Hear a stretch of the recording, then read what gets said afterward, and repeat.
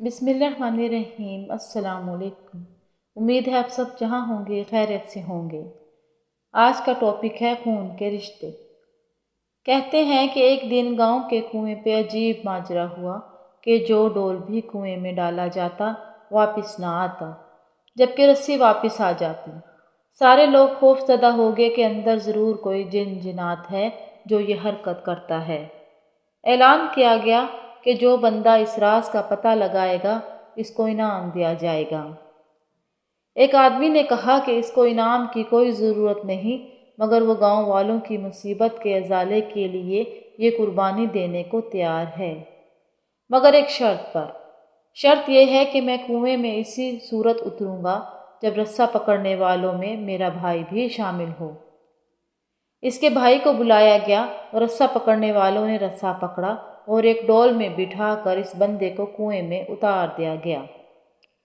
इस बंदे ने देखा कि कुएं में एक मच्छंदर किस्म का बंदर बैठा हुआ है जो डोल से फौरन रस्सी खोल देता है। इस बंदे ने अपनी जेब को चेक किया तो इसे गुड़ मिल गया। इसने वो गुड़ इस बंदर को दिया। यूं बंदर इससे मानूस हो गया। बंदे ने इस बंदर को कंधे पर बिठाया और नीचे से जोर जोर से रस्सा हिलाया। गांव वालों ने रस्सा खींचना शुरू किया और जो ही डोल अंधेरे से रोशनी में आया, वो लोग बंदर को देखकर दहशत ज़दा हो गए कि ये कोई अनफरीत है जिसने इस बंदे को खा लिया है और अब ऊपर भी चढ़ आया है।